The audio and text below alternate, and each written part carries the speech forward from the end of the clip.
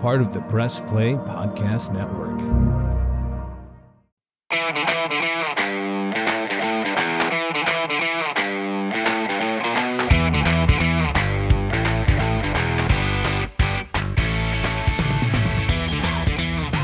And welcome to another Reghi and Roda podcast powered by MGM Northfield Park right here on the Press Play Podcast Network. Shout out to our fantabulous producer. That would be Ty Courts, making sure all of you are able to pick us up out in the podcastosphere. And Reg, I figured we'd tackle some Cleveland Guardians topics here tonight and get your thoughts on them as we are approaching the halfway point of the season. The Gardos are 37-40. So that's 77 games in, 4 away from that 81 game mark, which is the halfway point. As bad as they've played, and they are under 500, they are only 2 games out of first in the woeful, pitiful AL Central Division, which is a benefit to them as they try and plug along throughout this baseball season. Just your thoughts on what you've seen so far as they try and get back to 500 and maybe overtake the Minnesota T-Wolves, Minnesota Twinkies in the AL Central. Yeah, Kenny, and thank goodness, for the the American League Central as a division that the Cleveland baseballers reside in. Folks, don't look now, but if it were any other division, I think, this might be perennially over by the 4th of July. And you'd feel like, all right, let's start looking towards 2024. But in this division, not the case, and maybe they can find a way. Kenny, I think we started to the last time we got together. I'm beginning to think now that honestly, 82-80 might win this division. Yeah? As funny as that sounds, it may be accurate. 83-79, 82-80, it might win this division. Because again, Minnesota Twins, boy, I don't know. I just think if any one of these teams starts to put together a little bit of run that shows, they're going to be above 500, they've got an earnest shot.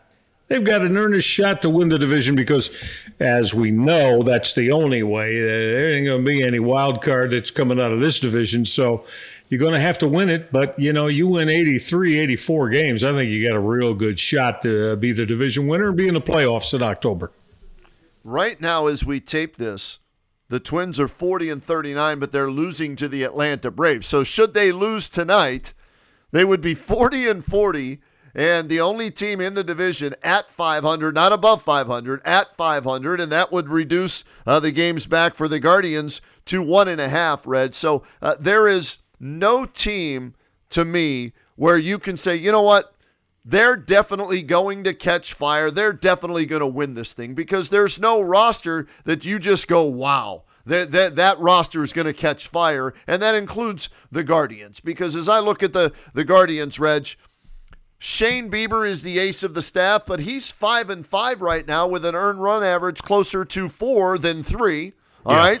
The rest of the starting staff pretty much is a bunch of rookies.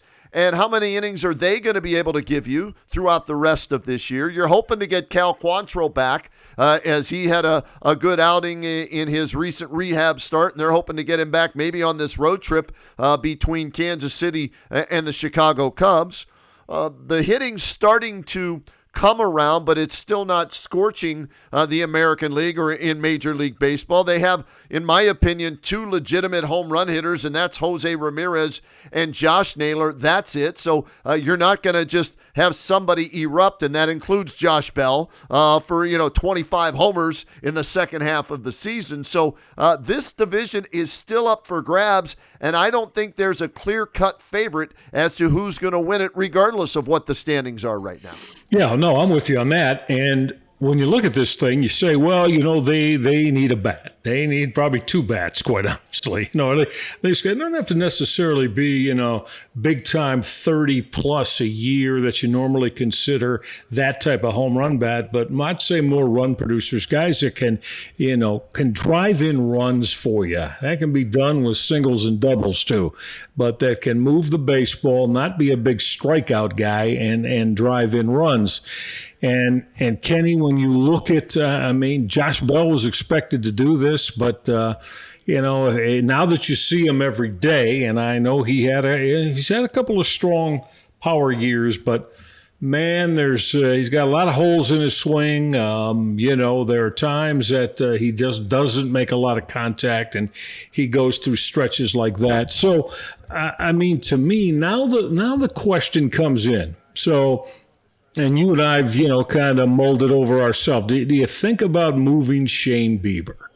Okay, number one, let me put it, what are you looking to get for Shane Bieber, Kenny Roda? If you're Chris Antonetti, I'm not asking you for, definite guys. I don't mean it that way. But what type of, and I assume we're talking about everyday players and hitters here. So what type of guy do you want if you're going to move Bieber? Here's the way I'm looking at it, Reg, all right? Because I'm trying to be realistic. And as much as I want them to win the division and make the playoffs, they can't win the World Series this year. All right, let's be honest. They're not going to win the World Series this year. They don't have the makeup to win a World Series this year, okay? So I'm actually looking towards the future. I want to win this year, and if it happens, great. But if it doesn't, as long as they're moving towards the future, getting better that way, then I'm okay with it. So with that in mind, Michael Reghi, I look at this team, and I say to myself, all right, who are my tradable commodities?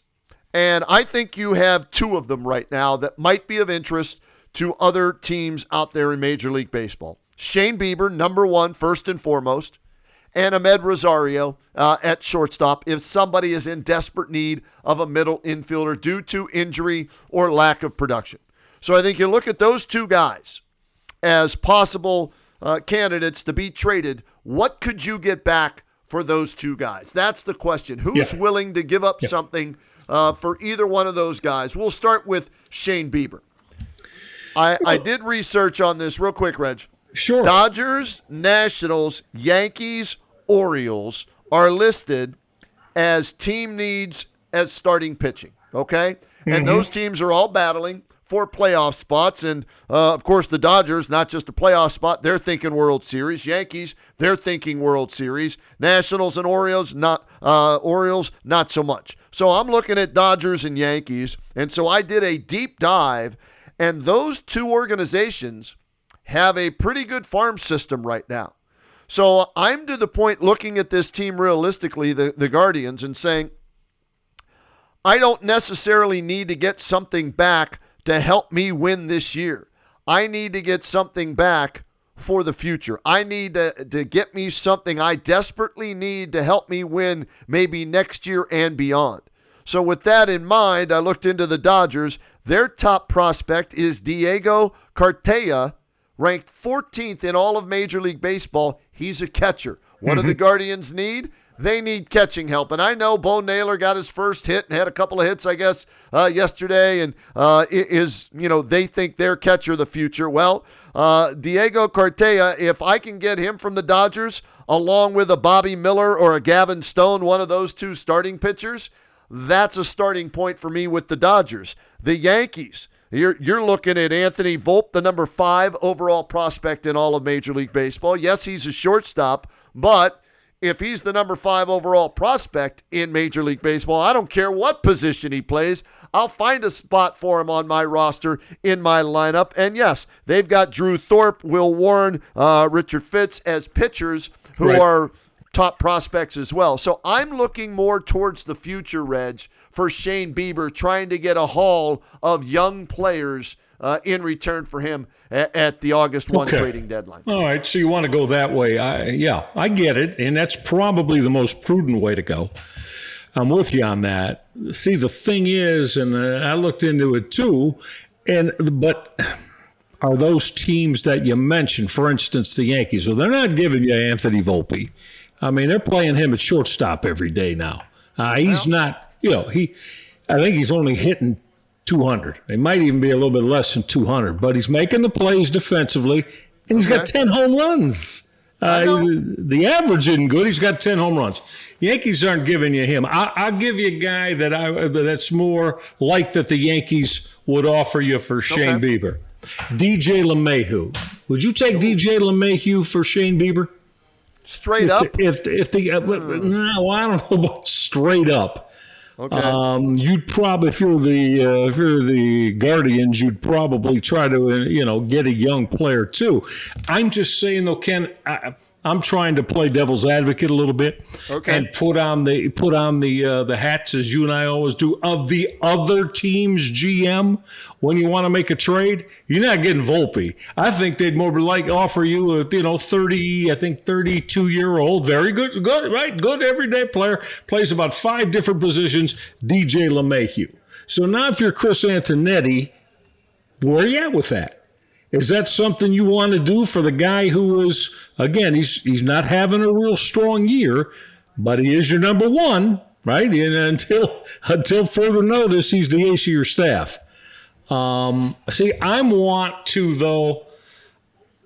would move Bieber. I'd try to move Bieber if I were Chris Antonetti. I'd see what I could do and really kick every tire going and see the best deal I could get. But I'm with you, Ken. I'd want one of those organizations that we brought up, younger talents. They might even be in AA right now. At 21, 22, 23 years old. I'm just saying, though, I think the DJ LeMahieu type player is the kind of offer that you're going to get for Shane Bieber. And I would hang up the phone on them. Okay. If it's not Volpe, I'm not taking him because, yes, he's your everyday shortstop now, and he's one of your younger players, top 5 prospect in all of Major League Baseball. But this is a former Cy Young Award winner who you control not only for the rest of this year, but also next year, arbitration eligible next year, right? And then he becomes a free agent after next season. Yes. So from that standpoint, that's why I start with Volpe and add the other young pieces in there. LeMahieu, 32 years, I don't need that. That's not going to help me in the future if I'm looking to build for the future. Okay, right. So then I go to got the Dodgers on the other line. See you later. Hang up and move along to the LA Dodgers and see what they'd be offering if it starts with Diego Cartaya and some of the other guys. I know the Nationals have like a top 20 outfield prospect, and so I need to fill the vacancies in my current roster and within our organization. And for me, that's outfield and that's catcher. And I'm loaded with pitching. If you look at the Guardians, we're seeing how many guys are. Gavin Williams going to make his second start tomorrow night in Kansas City. I saw him make his debut. We were at the ballpark that night. He made one really bad pitch, and it cost him. It was a 3-run homer, but the kid went 5 2/3 innings, kept them in that ball game. So you look at Bybee, Logan Allen. They've got some more arms down on the farm still. So, yes, would I like to add pitching because you can never have enough pitching? Yes. But I need corner outfield help and catching help. That's where I'm starting. Even though Volpe's a shortstop, guess what? They've moved guys around before and made them into outfielders or vice versa. I would, if he's that good and if he's up with the Yankees, and he is already playing at the major league level, he is that good. So I would definitely plug and play him if they were able to get him in a trade. But that's how I'd start it with the Yankees as well as some of the other teams. I've got Bieber under control for this year and next year, so I don't have to trade him this year. So if you want him, you're going to have to knock my socks off. Yeah, and I think some of these other organizations too, they'd look at some of that younger pitching, starting pitching below Bieber that you just mentioned. The thing is, again, though, I mean, Ken, I saw something today. I mean, it's just mind-boggling. In this day of offensive baseball, the Indians' most frequent starting outfield, I guess they went, Kwan, Miles Straw, and I don't know if it's Will Brennan or Josh Bell that they included there. All I know is the deadline. They've got the Indians starting outfield has 6 home runs. 6. Not one of them amongst all 3 of them. Kenny, you in this day and age, how the hell are you supposed to win that way? And I think it's something like 32 RBIs, somewhere in there. Right. Don't quote me on that, but it's close to that. You're starting outfield. Not one guy, not one outfielder, 3 of them, 6 home runs and low 30s in the RBI production. That's just this is 2023, man. When everybody is mashing. You can't. I don't care how well you pitch. You're not going to win that way. So I agree. Some's got to happen there.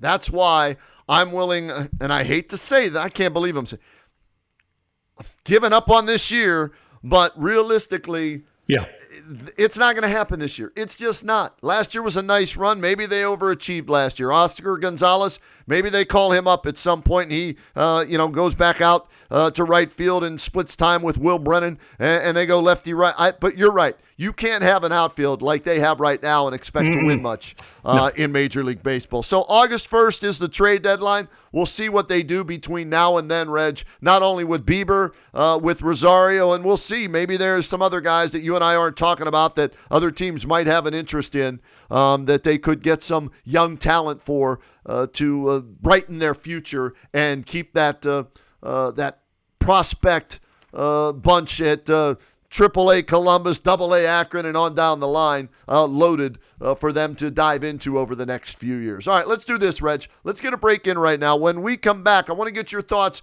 on Victor Wembanyama going number 1 overall to the San Antonio Spurs, as well as what the Cavaliers did in the draft and what they might do this offseason in free agency. We'll tackle that when we come back on the R&R podcast right here on the Press Play Podcast Network. What's up, everyone? I'm Holly Wetzel. And I'm Tybus Powell. And we are your hosts of The Orange is Oranger, a Cleveland Browns podcast on the Press Play Podcast Network.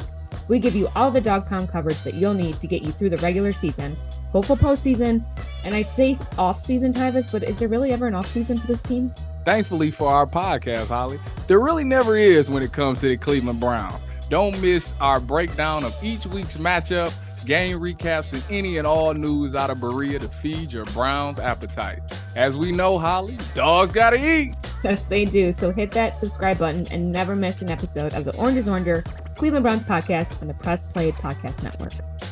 Hey, if you're wondering what's happening at Northfield Park, check this out. Live racing every Monday, Wednesday, Saturday, and Sunday. First post is always 6 p.m. Doors open daily, though, at noon for simulcasting. And how about this? Thursday, July 29th, your chance to win. Fans can play high-low to receive a $2 match play. Guess whether the next card is higher or lower than a 7 card. If correct, you win a $5 voucher. And on Monday, July 3rd, it's the Showvivor contest from 5:45 to 6:45 p.m. Select one horse in each race, 3 through 12, and that horse must finish in the top 3. If you win, you stay in. If you lose, you're out. Last person standing wins $1,000. Where's that happening? At Northfield Park. Hey everybody, it's Sam Amico from Cavs on the Break NBA podcast. Be sure to give us a listen for all your Cleveland Cavaliers recaps, analysis, breakdowns, draft talk, free agency. The list goes on and on. Give us a listen, Cavs on the Break NBA podcast. Looking for new insights on the Cleveland sports scene with a unique side of Cleveland sports history? Then you found the perfect podcast. I'm John Sable. And I'm Scott Sable, and we're hosts of the Sable Brothers on the Baseline podcast, a podcast about Cleveland sports, but not your typical podcast about the land's sports teams. Join us as we embark on a journey of sharing a unique and historical side of Cleveland sports history with the help of some former Cleveland sports stars and other historical figures. All right here on the Sable Brothers on the Baseline podcast, part of the Press Play Podcast Network. And we welcome you back to the R&R podcast here on the Press Play Podcast Network, brought to you by MGM Northfield Park. And Reg, no surprise who went number 1 in the NBA draft. We knew it was going to be Victor Wembanyama. And let me pontificate here just for a second because yes, please you know do. me. I'm a conspiracy theorist, and before the draft lottery happened, I told my radio partner, currently Jeff Turk, JT, Kenny and JT, show Monday through Friday, 3 to 7 on WHBC. I said, JT, there's no way Victor Wembanyama is not going to the San Antonio Spurs. He said, why? I said, come on now. Adam Silver is looking at this and saying, all right, he is the future of our franchise, being the NBA, our league. I need him to go to an organization that knows how to win, that knows how to get it done, that can teach him, that can mentor him, and get him to where we need him to be the face of the entire league. And so that's why I thought he would end up with the Spurs in San Antonio. And sure enough, they end up getting the number 1 overall pick. They select him. He's number 1. And I just saw a picture with him, David Robinson, Tim Duncan, and Manu Ginobili on social media. You talk about mentors, you talk about champions and culture, and who better to tutor him and help him learn the NBA way than those guys, right? So yeah. I was not shocked they got the pick and then they made it. I'm just curious, do you think he can live up to the hype and as we tape this, Michael Reghi, okay, back in 2003 on this day, yep. June 26th, that's when the Cavaliers found out they won the draft lottery so they could select LeBron James, ironically. So do you think he can live up to the hype like LeBron James has? At first blush, again, I know the young man's talented, but Kenny, my first thought is, without trying to be too provincial about it at all, I think it's going to be very, very difficult to live up to, now if you're just talking about what LeBron James did his rookie year, no, the Cavaliers did not make the playoffs his rookie year. I was calling the games on the television side at that time, but I mean, he averaged just a shade under 21 a game and, 6 boards, 5 assists, and certainly they upped the win total significantly, even though they were not a playoff team. Kenny, I don't know. Again, I'm me. I'm the furthest thing from a homer that anybody can find. But I don't know. Having lived that for 82 games his rookie year and was there at every game, every practice, every plane flight, I don't know how anybody could come in and handle all of that better than LeBron James did back in 2003. It was phenomenal. 18 years old at the time. So also Tony Parker too. Let's not forget about Parker, even though you mentioned right. Robinson and Duncan and Manu. Also a Frenchman like Wembanyama yep. from France. So they got Parker heavily involved with it too. With Greg Popovich, I think the young man is he's not going to be coddled, and he's not going to be given the easy way around things, right? Not with Pop. Pop hasn't done that with anybody. Ask Duncan, ask Robinson, ask Ginobili and Parker about how much Popovich just kicked their butts from day to day when they weren't doing the type of things, whether it's practice-wise or game-wise or looking developmental-wise that Popovich liked. He was hard on them, and I think he'll be the same way. So I don't, to answer your question again, buddy, I just think it's going to be extremely difficult for him to come in and, take this organization and put it now as a, let's say, what did they win last? I forgot. What did San Antonio's record was? Something 30, I don't know. Were they like, was it 31 and 51 somewhere in there? Or am I a little bit off there? I'm pulling it up right now on my phone to get the standings from last year. Okay, San Antonio went 22-60 last year. Oh my God, it was a lot worse than I thought. Yes. Yeah. See, 22-60, Ken, you're going to take that and suddenly go to be a 55-win team? Go 55-27, say, just to throw some numbers out? Boy, I think that's a tough call, man. Reg, remember, I believe the Cavaliers were 19-63 when they drafted LeBron. Right? So, yes. I mean, that's 3 more wins. They went to 47-45. Yep. If my memory is correct. Yes. So I look at this kid and I see a combination of players, right? I see a big that can shoot it, like Kevin Durant. Mm-hmm. I see a big that defends the rim, like a Kevin Garnett. If he can become a combination of those two, I just think he's a freak, or as LeBron called him, an alien, right? And so if this alien can play out of this world, I think he can get San Antonio one championship before it's all said and done, if, Reg, he ends up staying in San Antonio. And that'll be the big thing when that contract is up. What's the team look like around him? Look at what happened with Shaquille O'Neal. They make it to the finals, but he decides to leave anyways for Los Angeles, right? So I think he has the goods to win a championship in this league. Now, whether or not that's with San Antonio when it's all said and done, that I'm not sure of. Yeah, well, I'm not going to dispute that. Now, you're talking, I was just a moment ago, I was pretty much saying this coming year, his rookie year. I find it hard to believe they're going to go into championship consideration. Down the road, as you said, if they keep everything, Greg Popovich decides he wants to continue to coach, it's, you got one of the best to ever do it, right, on the coaching sidelines there. And as I said, he's got a tremendously successful track record with all those one-of-a-kind, megastars that we just laid out there that have been big for Popovich in San Antonio. So, could he? But I don't know, can I? These first couple years, I just think, the young man is just painfully thin. Now, he says he's strong, but I got a feeling some of the bigs, Coach Luke's bigs around the league are they gonna lay some wood on him, aren't they? Or certainly they're going to attempt to. Right, guys, I'd sick Chris Mims on him, push him all over the place. Yeah. I know you would, Coach Luke. Was one of the softest players in the leagues. Yeah, you told me that every day. Damn, Red guys, he was softer than the Stay Puft Marshmallow Man. Chris Mims ain't got nothing on him. No.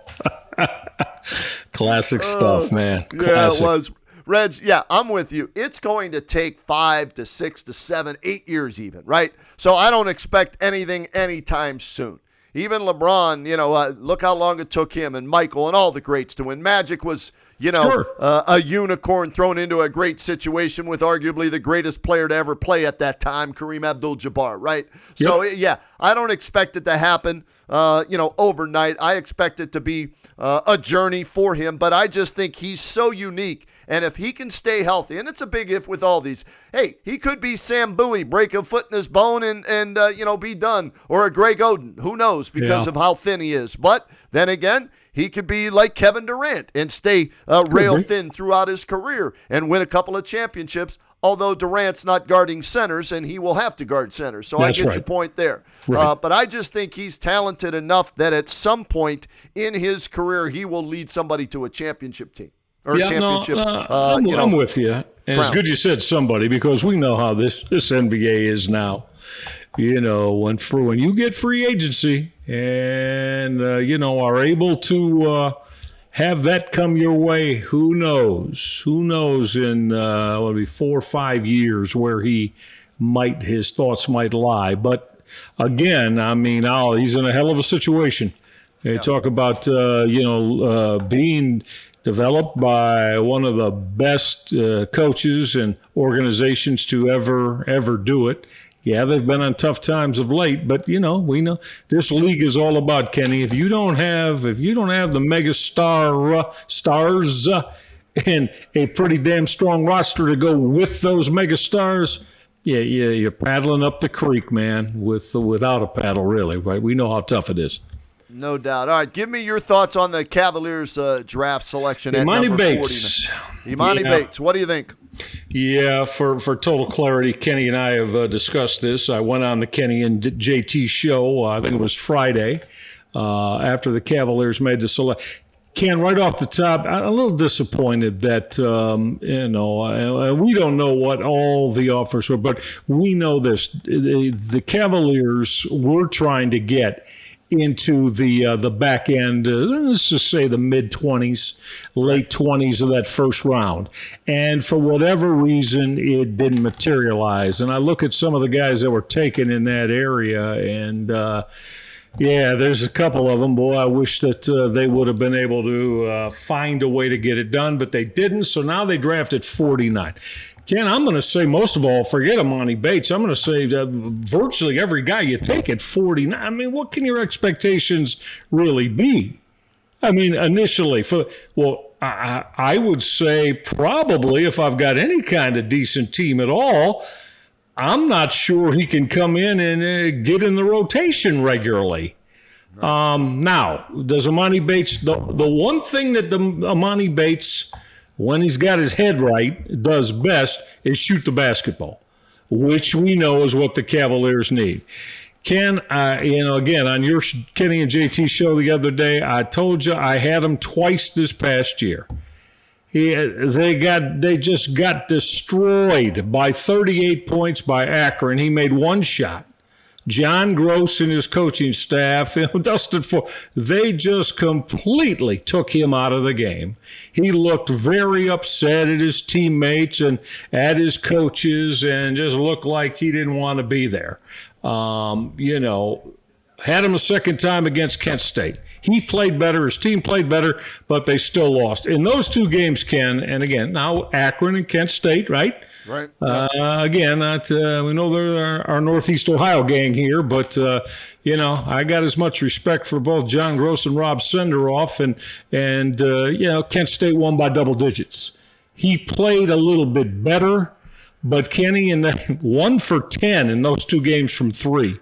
And that's because he was being defended, right, and not allowed to just roll around and get whatever look he wanted, because Akron and Kent State defended him and put pressure on him. So I don't know, Kenny. I think to expect him to come in and make a large impact on the Cavaliers' rotation this year, to me, is a little bit pie in the sky. I don't know how you feel, but it's the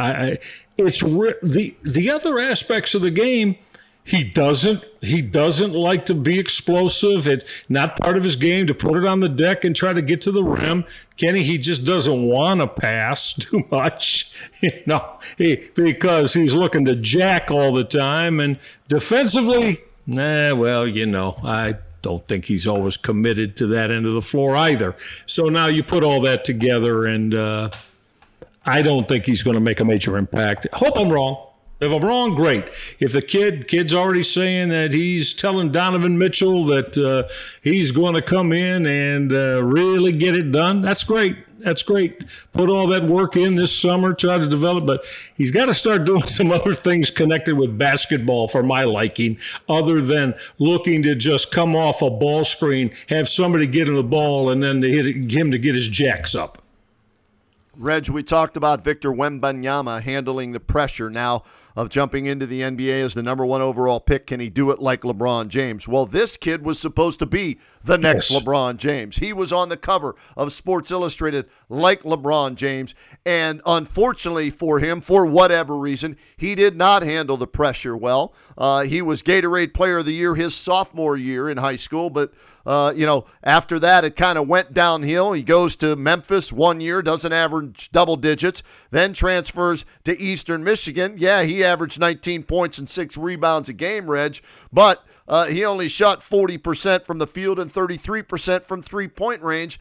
Those aren't numbers that knock my socks off for what was supposed to be the next LeBron James. So he is an underachiever, fair or unfair, based on the way people viewed him and the level of expected play placed upon him in high school. But the Cavaliers, I think, said, we're taking a swing here. We're going to take a swing at a player who had all the potential in the world, for whatever reason, did not live up to it. And maybe by bringing him here and bringing him along slowly and not expecting too much out of him this first year, making him a two-way player, letting him play in the G League as well as practice with us and maybe get some playing time at the NBA level. Let's see if we can develop him for the future.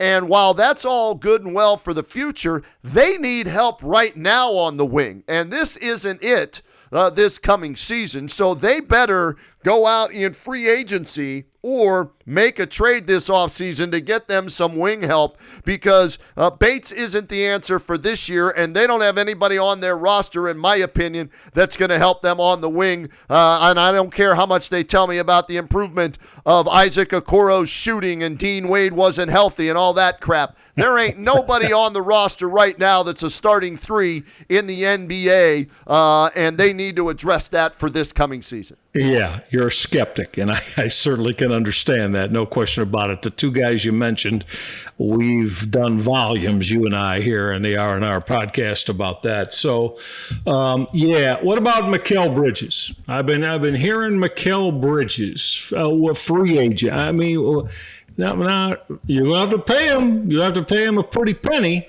But is he the kind of guy? And again, there's some people, Ken, that will tell you he's a head case. Is he the type of guy that you'd want to align with and see if he can come in here and with a good basketball team be your three? All right, help me out. Are there two Bridges in the NBA? I want to make sure I get my Bridges straight. You're talking which? The Mikal Bridges that was with the Brooklyn Nets. The Brooklyn Nets. That Mikal Bridges? Then I'd love to get him. No questions asked. If he's available, if Mikal Bridges is, I would definitely consider that, Reg. I like Cam Johnson for the Nets too. They both went over in that same trade, right? So from that standpoint, yes, Mikal Bridges, he's a winner, right? I mean, you might question some of the things about him and that, but didn't he win in college as well at Villanova, if memory serves me correct? Yes. Well, so this guy is a winner. He knows what it takes. And it's only money. It ain't my money. It's Dan Gilbert's money. I don't care about spending that. So, I'll spend it on him. Sure. Yeah. Absolutely. Yeah, well, I mean, see, those are the type of guys. You mentioned Cam Johnson. I'd love to get Cam Johnson, young guy, but I think he's not even you'd have to get him via trade. He's not a free agent. He's restricted, Reg. So you could offer him a contract and maybe offer here's the problem. I was going to say give them a poison pill, meaning Brooklyn, where they'd have to match it, but it would hurt their side. You only have the mid-level exception now to offer up, unless you were to put a package deal together for him, where then you could whatever he's – so it would be harder to go after him, and it's still going to be hard to go after Mikal Bridges too, because, again, you only have the mid-level exception. So you'd have to do some finagling and some, salary movement and player movement and all kind of stuff like that. It would have to be a sign-and-trade situation. Yeah, not going to be easy at all. The Cavaliers don't seem to, everything you hear from everybody, not just that covers the Cavaliers on a daily basis, but that around the league too, Ken, is they're not going to mess with their core four, as they call it, right? Yeah. Allen, Mobley up front, and Mitchell and Garland. You and I have had conversations about that. I don't know about Jared Allen. Right off the first flip, no, you want to because he will defend. But I don't know. And in the grand scheme of things, is he soft too? I want Mobley to start getting the basketball more offensively. He's got to be given. To me, Kenny, he needs 3, 4, 5 more shots a game. And right now, they are Mitchell and Garland are just so damn ball dominant, Ken. Yep. I said it when we were during the playoff. To me, something's got to change. They're definitely hurting Mobley, and I'm going to tell you, I know you're hurting Karis LeVert too. LeVert needs because when LeVert's on the floor, people, why did they go start LeVert after? Well, because who the hell else on that basketball team can go create some offense and slash and make a shot? And yet when he's on the floor with Mitchell and Garland, he stands in the corner while those two pound and pound and pound, and one of them takes a shot. To me, Mobley and to a little lesser extent, LeVert got to get the ball more in the offense. If you're going to have those two on the floor with Garland and Mitchell, I mean, what are we talking about here? What are they going to do? Mobley just set ball screens for him and never see the ball, and LeVert stand in the corner because he never sees the ball? How is that helping the Cavaliers offensively? Yeah, they've got to run the offense through Mobley. I think we discussed that in the last podcast. He's got to be a focal point of that offense. Has to be. And everybody else plays off him, and whether or not they'll accept that, meaning Garland and Mitchell, is yet to be determined, or whether or not J.B. Bickerstaff sees it that way. Well, that's true. But again, I mean, let's not forget now. Donovan Mitchell wasn't real strong in that 5-game playoff series with the New York Knicks. Correct. Is the guy a hell of an offensive player? Yeah. Was he the Cavaliers' bell cow this year? Yeah. I'm not saying but he did not perform well in the Knicks series. Yeah. So how are you supposed to win then? If you're going to have that, and I know he's not the first guy that was a star, however you want to say it, or your top player, elite player that had a poor, but boy, did it not show up when you got a team that was struggling for offense anyway. And, the fans, you shouldn't have changed the starting lineup if you're J.B. Bickerstaff. Well, when you got Mitchell not going well,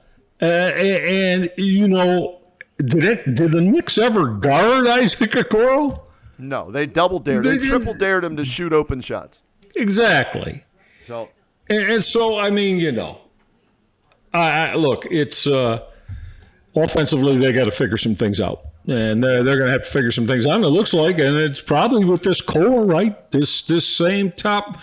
I mean, you got your starting 5, I suppose, if you're going to, Okoro's going to be at the 3. LeVert's your 6th man, and okay. But now what? What are you going to change offensively, Kenny, conceptually, to make it look better than it did against the Knicks in the playoffs? Well, you better not come back status quo and expect that to change just from experience, because that ain't happening. Okay, so for me, they're going to have to make. Yeah, they're going to have to make moves if they want that to change. By the way, the other Bridges I was thinking about is Miles Bridges, who was suspended for domestic violence. With the Hornets. So Miles was in Charlotte. McCall was in Brooklyn, Phoenix, right? And then traded to Brooklyn. Yeah. McCall averaged 26 points a game when he went to Brooklyn as the focal point of that team. Right. Miles, before he got suspended, averaged 20.7 rebounds and 4 assists, but 30-game suspension for domestic violence charges. I'm not sure you want that on your roster if you're the Cavaliers, right? So no, I don't think they're going to get involved with that. No, exactly. So you've got to look at the free agent list and if you want anybody of Mikal Bridges' caliber, you're going to have to do a sign and trade, because you can't just sign somebody who's going to be asking for $25-30 million a year. Correct. Because all you have is $12.2 million with the mid-level exception. So they're going to have to work real creative, right, buddy? Going to have to get real creative somehow.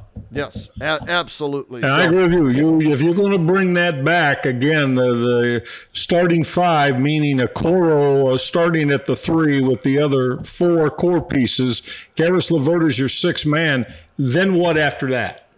Now what? What's the rest of the concept? Again, you're going to count on Dean Wade? I'm not counting on. I can't count on Dean Wade. No chance. Yeah, so... you're going to count on Jetty Osman? No, I can't. Oh, God, no. Not consistent enough for my liking. So, again, to me, you got 6 guys on this basketball team. 6. And as we know, Allen did not play well in the Knicks series, and Mitchell did not play well in the Knicks series. And the result is you get beat 4-1. So... there got to be some creativity, and I guess we'll we'll see where they go. When does free agency start? July 1? I believe so, yeah. Yeah. Well, it's going to be a unique follow to see which way they go, because you bring this team back, I don't think they'll match what they did last year in the regular season. I really don't. Yeah, I don't either, Rich. Just checking on Mikal Bridges' contract. He just signed, so he's not a free agent. So you would have to get him through, a trade. You would not, be able to sign him in free agency, a free agent sign and trade. He's already established at 20. He's a bargain too. So $20 million a year, $21 million a year in the NBA. Oh Lord, So he would be strictly straight out trade. I can't see the Nets with him as the centerpiece wanting to deal him. No. Now, as I mentioned, Cam Johnson, restricted free agent. Okay. Maybe you could work something out there and try and get him, because he fits exactly what the Cavaliers need at that 3 position, a lights-out shooter with some length. And so those of the guys on that team, I think it's more likely that they could swing a deal in a sign and trade maybe for Cam Johnson, as opposed to Mikal Bridges and Miles Bridges. Again, he's got some baggage with him coming after he was suspended for 30 games. So we'll see how creative Kobe Altman can be this offseason, because they didn't get it done in the draft, and kind of hard to do when you don't have a first-round draft pick. All right, Reg, that's going to wrap up this edition of the R&R podcast. We'll get together again here in a week or so and see what's happening with the Guardians, if they make any moves, as the trading deadline will be here before you know it. And hey, we're about football's going to fly, right, buddy? The football is getting ready to fly. 2 or 3 weeks away from that, too. So the Brownies will get ready up there in West Virginia to get their season rolling. And so we'll dive into all of that and anything else that pops up in the next few weeks over the summer, all right? Sounds good, my man. Always a pleasure.